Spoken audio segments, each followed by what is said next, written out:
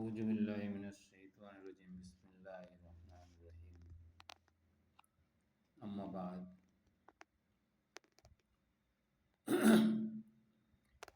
সুধী শ্রোতামণ্ডলী এবং আমাকে যারা দেখছেন আসসালামু আলাইকুম। আমি আজ থেকে আমার এই চ্যানেলে আপনারা আমাকে পাবেন রাত্রে বাংলাদেশি সময় রাত্র 10টার পরের থেকে আমি 11টার সময় আমি এই প্রোগ্রামে থাকবো ইনশাআল্লাহ। আমি আপনাদেরকে এককভাবে কিছু কথা বলবো এবং সেগুলো সাথে পাশাপাশি কিছু গান করব। তারপরে আমরা আমাদের নিজেদেরকে চেনার জন্য জানার জন্য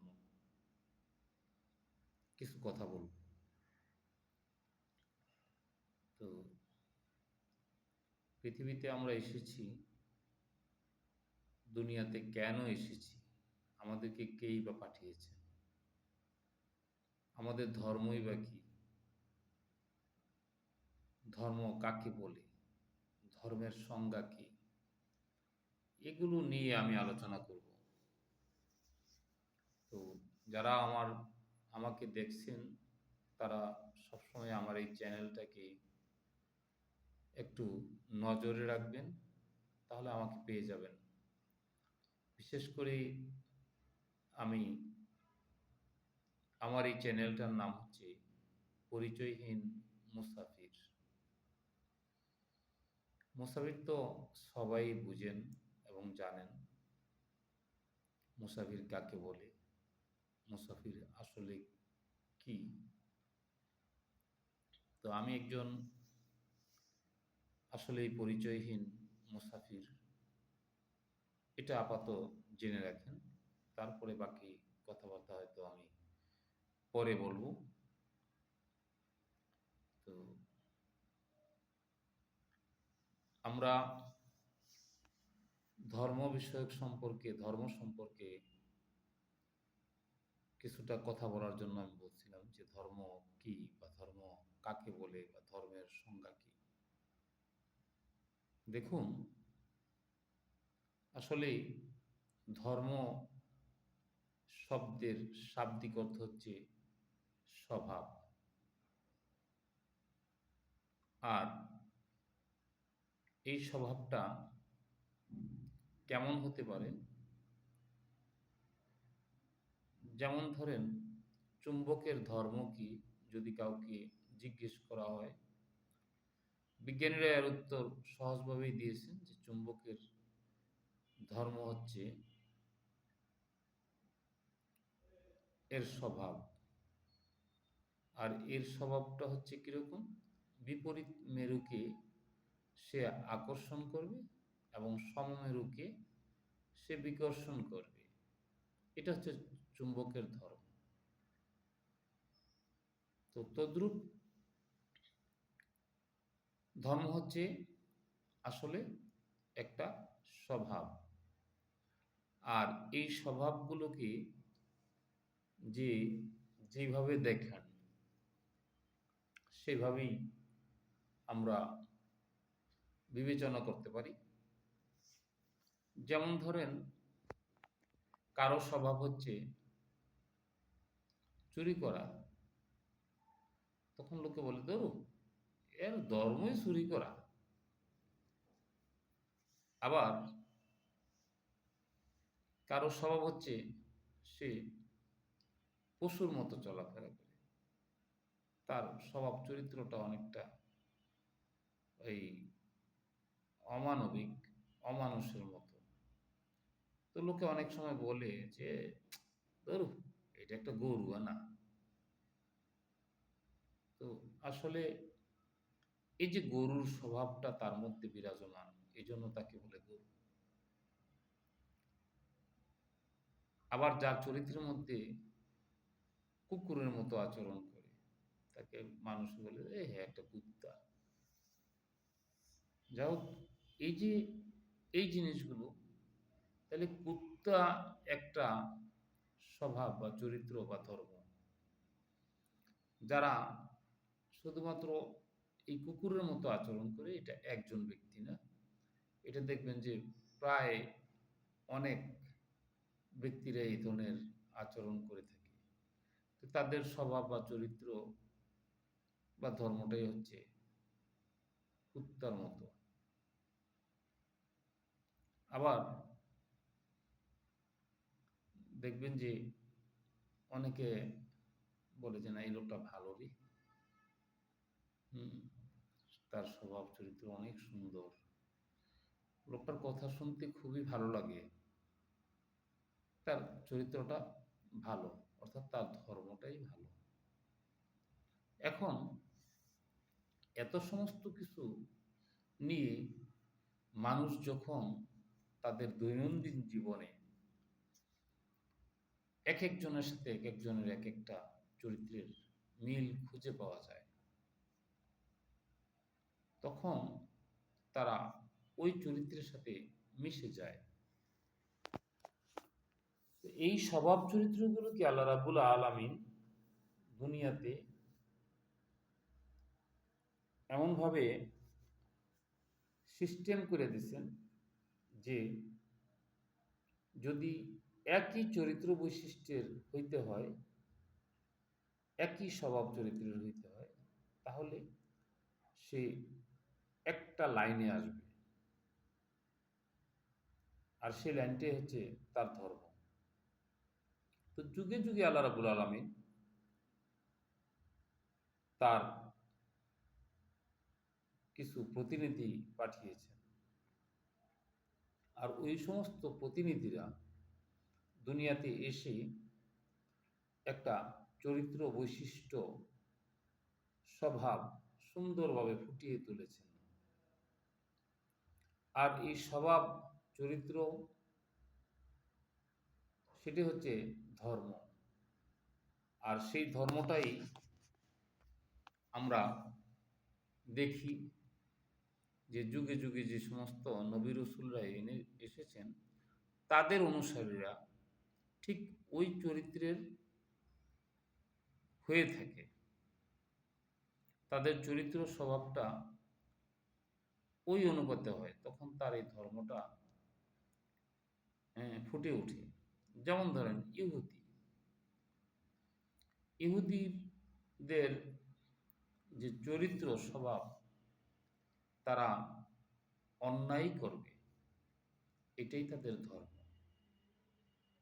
অন্যায়টাকেই তারা করতে থাকবে এবং দেখতে থাকবে। তাদেরকে আল্লাহ রাব্বুল আলামিন তাদেরকে নেক যে জিনিসটা, সেটার থেকে তাদেরকে আল্লাহ রাব্বুল আলামিন দূরে সরায় রাখছেন, অর্থাৎ সত্যের পথে তারা আসতে পারবে না। আল্লাহ রাব্বুল আলামিন তাদের কর্ণকে এবং চক্ষুকে মোহর মেরে দিয়েছে, যে এরা হেদায়েত প্রাপ্ত হবে না। তারা সবাই মিলে একটা জাতি গোষ্ঠী, একটাই তাদের ধর্ম। সেই ধর্মটা হচ্ছে কি? ইহুদিবাদ। তো যুগে যুগে বিভিন্ন মানুষ তার স্বভাব চরিত্রটাকে সমাজের মধ্যে প্রতিষ্ঠিত করছে। সেটা কার ইচ্ছায়? আল্লাহ রাব্বুল আলামিনের ইচ্ছায়। আর ওই সমস্ত ধর্মগুলো সবাই বলে গেছেন যে সর্বশেষ একজন ব্যক্তি আসবেন, যার স্বভাব চরিত্রের তুলনা হবে না। অতএব তোমরা তাকে অনুসরণ করো, তার কথাগুলো শুনবে। তো তিনি কেমন ছিলেন? তিনি ছিলেন অত্যন্ত সদালাপী। তিনি কেমন মানুষ ছিলেন? সদা হাস্যোজ্জ্বল একটা মুখ ছিল ওনার। তিনি কেমন ছিলেন? নম্র ভদ্র।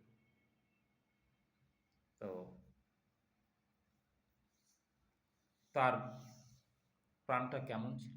অত্যন্ত মায়ার। তার দিল কেমন ছিল? অত্যন্ত মমতাময়। তার চক্ষু কেমন ছিল? সুদূর প্রসারী। তিনি কেমন শুনতেন? অনেক দূর পর্যন্ত। তো দেখা গেছে যে ওনাকে যারা অনুসরণ করে তারাই ওনার ধর্মকে লালন পালন করে। যারা ওনাকে ভালোবাসে মূলত তারাই কিন্তু ওনার ধর্মটাকে পছন্দ করেন এবং সেই ধর্মটাকে আঁকড়ে ধরেন। তো মূলত আমি যার কথা বলছি আপনারা সবাই তাকে চিনেন। তারই যে চরিত্র, বৈশিষ্ট্য, আদর্শ এটা তিনি পৃথিবীতে রেখে গেছেন। আর এই আদর্শকে যারা ধরে থাকেন তারা হচ্ছে তার অনুসারী এবং তার যে কথাবার্তাগুলো, তার যে চরিত্র বৈশিষ্ট্য এটা যারা মানুষের মধ্যে ছড়িয়ে দেন, অর্থাৎ তার ধর্মটাকে মানুষের মধ্যে যারা জাগিয়ে তোলেন, যাদেরকে যারা ওনার কথাবার্তাগুলো মানুষের কাছে প্রচার করেন, সেটা এককভাবে কিংবা দলগতভাবে কিংবা অনেক মানুষের মধ্যে যখন এই কথাগুলো ছড়িয়ে দেন, যে ব্যক্তি কিংবা যে ব্যক্তিরা তারাই হচ্ছেন তার প্রতিনিধি। এই প্রতিনিধিত্ব করতে হলে আপনি আমি তাকে বুঝতে হবে, তার সাথে একটা মহব্বত রাখতে হবে। কেমন মহব্বত রাখতে হবে? তাকে ভালোবাসতে হবে, তার চরিত্রকে ভালোবাসতে হবে, তার কথাগুলোকে ভালোবাসতে হবে। তিনি কেমনভাবে চলতেন সেই কথাগুলো হৃদয়ে স্থান দিতে হবে।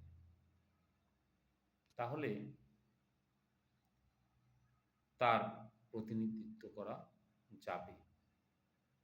আর এই প্রতিনিধিত্বকারীকে আমরা বলি কি, যে উনি রিপ্রেজেন্টেটিভ। আর যেহেতু আমাদের রাসূল পাক সাল্লাল্লাহু আলাইহি সাল্লামের যে সমস্ত রিপ্রেজেন্টেটিভ তাদেরকে বলা হয় নায়েবে রাসূল।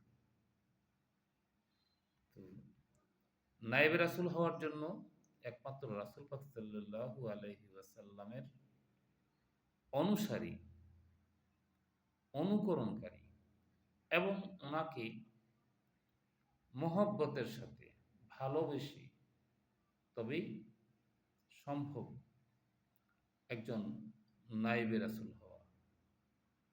আর আমরা যারা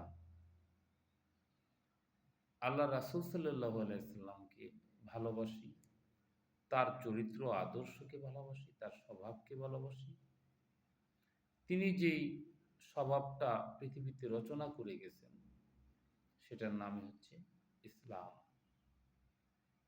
এতক্ষণে আমরা জানলাম যে এটাই একটা ধর্ম। কি ধর্ম? ইসলাম ধর্ম। বাংলা যদি বলতে যাই তাহলে এটা হচ্ছে কি? শান্তি। ইসলাম মানে হচ্ছে শান্তি। আমরা এই শান্তির ধর্মটাকে পৃথিবীতে যদি প্রচার করতে চাই তাহলে আমরা প্রথমেই আমার রাসূল পাক সাল্লাল্লাহু আলাইহি সাল্লামকে অত্যন্ত মহব্বতের সাথে ভালোবাসতে হবে। তবে ওনার যেই ফায়েজ নিসবত এগুলো আমাদের উপরে বর্তাবে।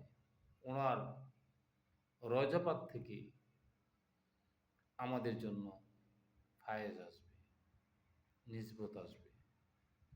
আর সেগুলো দিয়েই আমরা নায়েবে রাসূলের দায়িত্ব পালন করতে পারব।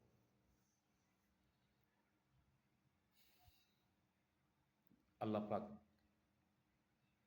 আমাদেরকে কবুল করুন। আমরা যাতে নায়েবে রাসূলের দায়িত্ব পালন করতে পারি, আমরা যাতে রাসূল পাক সাল্লাল্লাহু আলাইহি ওয়াসাল্লামের খাস উম্মত হতে পারি, উনার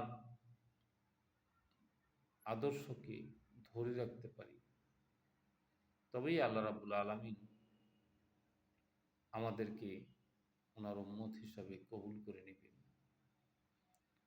তো কিভাবে আমরা ওনার উম্মত হতে পারি, কিভাবে আল্লাহকে চিনতে পারি, কিভাবে আল্লাহ রাসূল সাল্লাল্লাহু আলাইহি সাল্লামকে চিনতে পারি,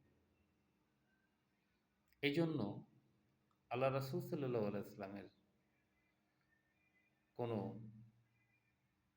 উম্মত যিনি আল্লাহ রাসূল সাল্লাল্লাহু আলাইহি সাল্লামকে অত্যন্ত মহব্বত করেন,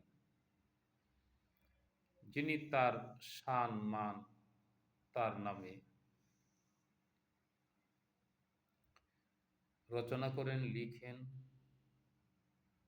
নিজে পড়েন এবং অন্যদেরকেও পড়তে বলেন, এবং ওনার যে দেয়া যে সমস্ত নিয়ম কানুন সেগুলো অনুকরণ করেন,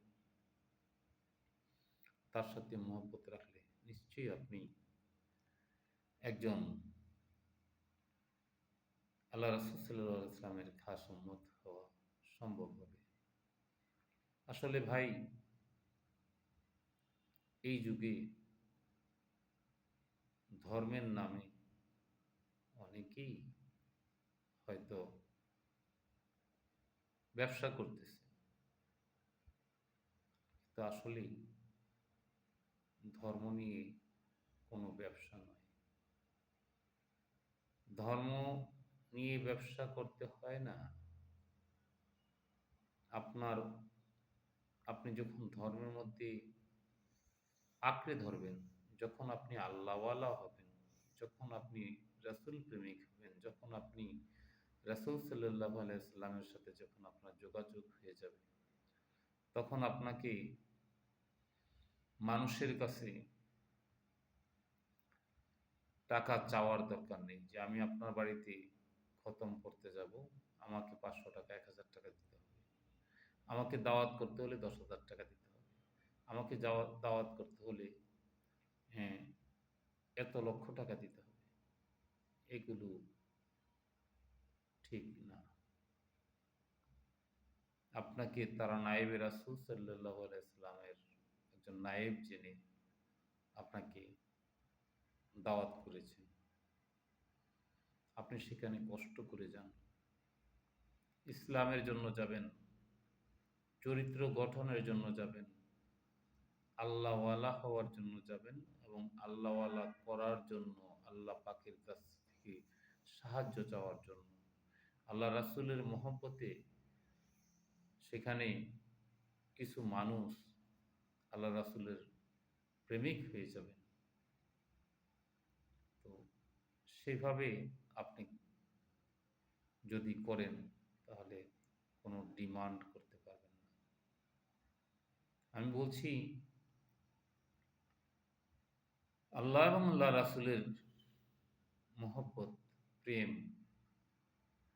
এবং তাদের যে সমস্ত নিয়ম কানুন, যে সমস্ত কথাবার্তা, আদেশ নিষেধ, সেগুলো মেনে চলতে পারলে এবং সেগুলো মেনে চলার জন্য মানুষকে আহ্বান করলে আপনি নায়েবে রাসূল। আপনি রাসূল সাল্লাল্লাহু আলাইহি ওয়াসাল্লামের খাস প্রতিনিধি হতে পারবেন। আপনি চেয়ে টাকা নেওয়ার দরকার নেই, কারো কাছে ডিমান্ড করার দরকার নেই। আরেকটা কথা বলছি ভাই, দেখুন আজকে ইসলামের মধ্যে আপনারা এক একজন এক এক রকমের যে ফতোয়া দেন, একজন আরেকজনের বিরোধিতা করেন, এগুলো ভালো না, এগুলো ইসলাম বলে না। আমরা সবাই তো ইসলাম ধর্মের। আপনি হয়তো কোরআন শরীফের বেশি অর্থ বুঝেন, আপনি হয়তো আরবির উপরে অনেক দক্ষতা আছে, সেটা হয়তো আমার নাই। আরেকজনের ফার্সির উপরে হয়তো দক্ষতা বেশি, সেটা হয়তো আপনার নাই। আরেকজনের ইংলিশের উপরে দক্ষতা বেশি, সেটা হয়তো আপনার আমার নাই। তবে আমরা যার যে অবস্থানে থেকে আল্লাহ এবং আল্লাহ রাসূল সাল্লাল্লাহু আলাইহি সাল্লামের যে দিক নির্দেশনাগুলো, সেগুলো আমরা প্রচার করব, প্রসার করব এবং আল্লাহর এবং আল্লাহ রাসূল সাল্লাল্লাহু আলাইহি সাল্লামের সাথে মহব্বত রেখে দুনিয়াদারি করে যাব। মানুষকে ইসলামের পথে আনবো। ইসলাম অত্যন্ত সুন্দর জিনিস। ইসলামের মধ্যে কোনো প্রতিহিংসা নাই। কাজেই যদি কেউ প্রতিহিংসা করে একজন আরেকজনকে ইউটিউবের মধ্যে বকা দেন, এগুলো কিন্তু প্রভাবটা আপনার উপরে পড়ে না, প্রভাবটা ইসলামের উপরেও কিছুটা আসে। কেন আসে? কারণ আপনি একজন নায়েবে রাসূল। ভাই, আপনার অভিরুচি, আপনার রুচিবোধ, আমার রুচিবোধ এক নাও হতে পারে। আপনি গান পছন্দ করেন না, সেটা আপনার ক্ষেত্রে প্রযোজ্য। আমি গান পছন্দ করি, এটা আমার ক্ষেত্রে প্রযোজ্য। আপনি মসজিদে যেয়ে নামাজ পড়েন, আমিও মসজিদে যেয়ে নামাজ পড়ি। আপনি কোরআন তিলাওয়াত করেন, আমিও কোরআন তিলাওয়াত করি। আপনি ৫টা কলেমা জানেন, আমিও জানি। আপনার আল্লাহর প্রতি আপনি অত্যন্ত ভীরু, আমিও আল্লাহর প্রতি ভীরু। আপনি রাসূল পাক সাল্লাল্লাহু আলাইহি ইসলামের হয়তো খুব প্রিয় হইতে পারেন, আমি হয়তো ততটুকু প্রিয় নাও হতে পারি। তাই বলে আমাকে আপনি নিকৃষ্ট বা আমাকে বকা দিতে পারেন না। তো সবাইকেই সবার সম্মান করা উচিত। যার যে অবস্থানে থেকে সে তার দায়িত্ব পালন করবে। আজকে যারা ইসলামকে নিয়ে অনেক মাথা ব্যথা, অনেকে ইসলামের জন্য নিজেদের জীবন বিসর্জন দিয়েছেন, অনেকে ইসলামের জন্য সংসার ছেড়ে দিয়েছেন। দুইভাবেই কিন্তু, দুইটাই কিন্তু প্যাথেটিক। একটা হচ্ছে যে ইসলামের জন্য আপনি কি করেছেন, আপনি গিয়ে শহীদ হয়ে গেছেন, এটা অত্যন্ত মহৎ। এবং এই শহীদ হওয়া চারটেখানি কথা না। আবার আরেকজন এই ইসলামের জন্য সংসার থেকে সে বিতাড়িত, সব কিছু থেকে সে বঞ্চিত, এটাও কিন্তু কম নয়। কাজেই কাজেই আপনি যে যে অবস্থানে আছেন না কেন, সেই অবস্থানে থেকে আল্লাহ এবং আল্লাহ রাসূল সাল্লাল্লাহু আলাইহি ওয়াসাল্লামের দেওয়া যে ধর্ম মত, সেটাকে ভালোভাবে উপলব্ধি করুন এবং অন্তর থেকে আল্লাহ রাসূল সাল্লাল্লাহু আলাইহি ওয়াসাল্লামের একজন খাস উম্মত হওয়ার জন্য, আল্লাহর একজন নেককার বান্দা হওয়ার জন্য একমাত্র ইসলাম ছাড়া অন্য কোনো ধর্মে দিতে পারে না। মানুষের মধ্যে ভ্রাতৃত্ববোধ, সেটা ইসলাম দিতে পারে। ইসলামে নারীদের মর্যাদা দেওয়া হয়েছে এবং নারীদের মর্যাদা ইসলামই রক্ষা করে এবং নারীদেরকে সম্মান ইসলাম করে। আমি পরবর্তী ভিডিওগুলোতে এগুলো আলোচনা করব, আপনারা আমার ভিডিওগুলো একটু মনোযোগ দিয়ে শুনবেন। ওয়াখির দেওয়ানা আলিল্লাহিল হামদ। আল্লাহ সবাইকে সুস্থ রাখুন, সবাইকে বোঝার তৌফিক দান করুন এবং ইসলামের জন্য সবাইকে আপনি কবুল আর মঞ্জুর করে নিন এবং এই বাংলাদেশকে, এই জাতিকে কোরআনের আদর্শ দিয়ে এবং রাসূল পাক সাল্লাল্লাহু আলাইহি ওয়াসাল্লামের মহব্বত দিয়ে এই রাষ্ট্রে সুন্দরভাবে সবাইকে নিয়ে একটা শান্তির রাষ্ট্র হিসেবে আল্লাহ রাব্বুল আলামিন কবুল আর মঞ্জুর করে নিন, এটাই দোয়া করি। ওয়া আখিরি দাওয়ানা আনিল হামদ, লা ইলাহা ইল্লাল্লাহু মুহাম্মাদুর রাসূলুল্লাহ সাল্লাল্লাহু আলাইহি